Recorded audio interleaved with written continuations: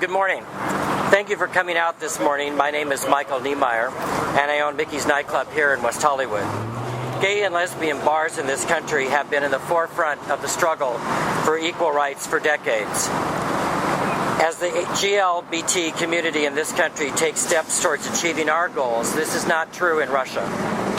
They have recently enacted legislation that is suppressive to their GLBT community. We are here to show our support to gay and lesbians everywhere, but particularly in Russia. And now I'd like to introduce Alfredo Diaz, owner of Revolver Video Bar. Good morning. Thanks for showing up and lending your support and allowing us to voice our concerns with the atrocities that are taking place in Russia. And that's really what this is all about. We're here to show our solidarity with our brothers and sisters in Russia, to let them know that while we enjoy many benefits of being able to be open and proud in the United States, they are being beaten, jailed, and murdered for as little as holding a pride flag or organizing a rally.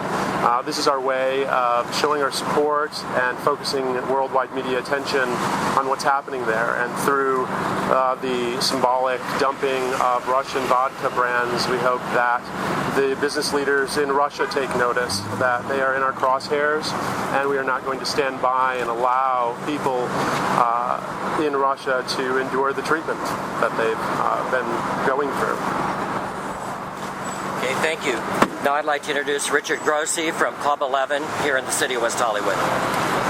Thank you very much for coming to listen to our concerns about what's going on in Russia.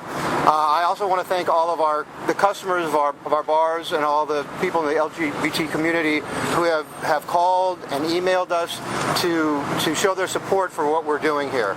And what we're doing here is it's really not even about any one brand. What it's about is getting the word out there that everybody understands that we cannot stand idly by while people around the world are discriminated against and their basic human rights are violated. So what we're trying to do is raise awareness. That's what this is about. So people all kind of become involved in this. With the Olympics coming up in next year, hopefully people use that as a way to get their voice out there and put rainbows on their uniforms, the athletes, and just become involved and become aware of how important this is. And once again, I want to thank everybody who has shown their support to us and who has our back in this and wants to see this be successful in getting the word out. Thank you. And now I'd like to introduce our council member from West Hollywood, Council Member John Duran. Thank you, Michael. I just want to highlight for everybody who doesn't know about what is happening in Russia.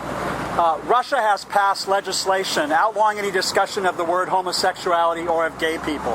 Anybody who questions that policy is being arrested.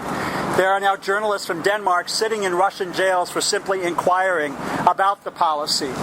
The Russian version of skinheads are openly beating gay teenagers on the street corners and videotaping it while the police stand by and do nothing.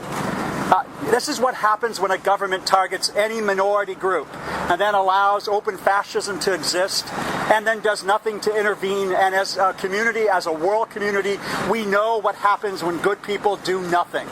This is part of an action that's not only happening here in West Hollywood, but also in New York, in Chicago, in Vancouver, in London. We're hoping that the entire West will start to focus on what is happening in Russia, on these human rights violations. Because when good people sit by and idly do nothing, then that sort of fascism takes hold, and then there can be very destructive consequences that occur against the minority people. We saw it happen. We know what happened in Nazi Germany. We don't want to see it repeated. It's ironic, of course, that this is exactly what was happening in Nazi Germany before their Olympics. Now here we are on the eve of the Winter Olympics in Sochi, and the entire world community should start demanding that Putin and the Duma, the Russian Duma, stop their policies now. So what we know is because of the sensitivity of Russian-Syrian politics right now, that the administration and Congress are going to do nothing. So as Americans, we do what we always do best. We resort to street theater to get people out here, just like yourselves in the media, to highlight what's happening in Russia, and then to call upon Americans of good heart everywhere to to boycott Russian products with us.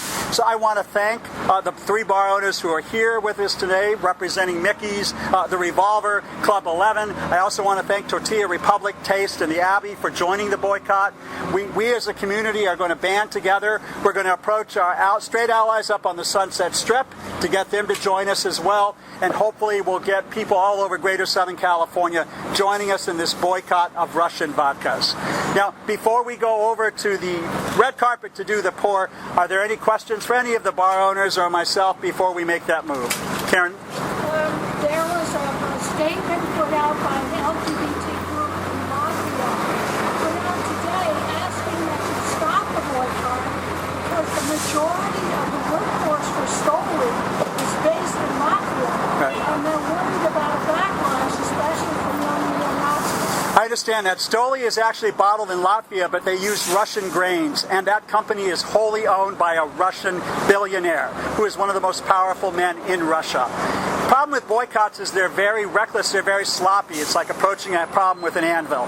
But the reality is if we sit and we do nothing, this sort of activity will continue and there'll be a loss of human lives. So we're aware of the consequences that occur economically in a boycott, but we're going to stand and band together. It's more important to us to protect those gay and lesbian teens and the gay and lesbian community in Russia than to worry about somebody's bottom line. Any other questions before we go over here? Okay, then if you'll all join us over here, we're going to do our pour.